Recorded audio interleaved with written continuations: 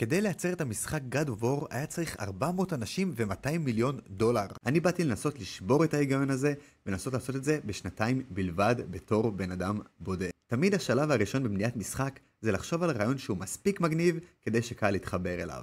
אז בדרך כלל מה שאני עושה זה אני אוהב ללכת לים, לקבל רעיונות, לעשות מדיטציה, זה מאוד עוזר לי להתרכז ולחשוב נקי. אחרי זה אני מתייעץ עם ChatGPT כדי שיזרוק לי רעיונות נוספים, יפתח אותם, שאני אוכל לקחת אליי ולעצב אותם. ואני מתחיל לכתוב את המשחק שלי.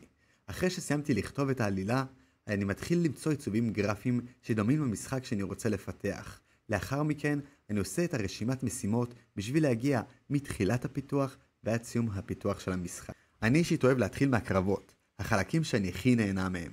בגלל שהסוג משחק שאני רוצה להמציא הוא משחק של קרבות ומלחמה, אז אני מתחיל לחשוב על אנימציות שיהיו מגניבות ותואמות לסיפור של המשחק שלי.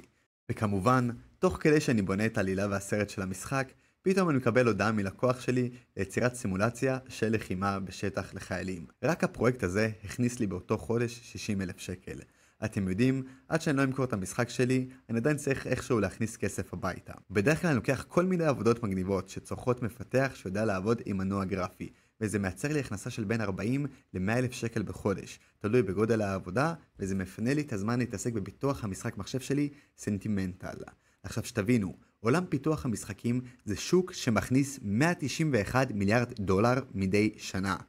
ב-2024 לדוגמה, לוקה וליאו, שני אחים בני 17 ו-20, יצרו את המשחק בדיקם תוך 9 חודשים שהכניס להם 20 מיליון יורו.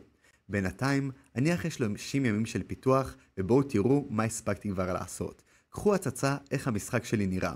הצבתי לעצמי אתגר לסיים את המשחק הזה בשנתיים, ולהגשים גם את החלום שלי ולעשות עליו אקזיט. תעקבו אחריי בהמשך המסע שלי לפתח משחק מחשב, להכניס אותו לסטים ולהגיע למיליוני אנשים, ואולי גם אתם תהיו אחד מהם.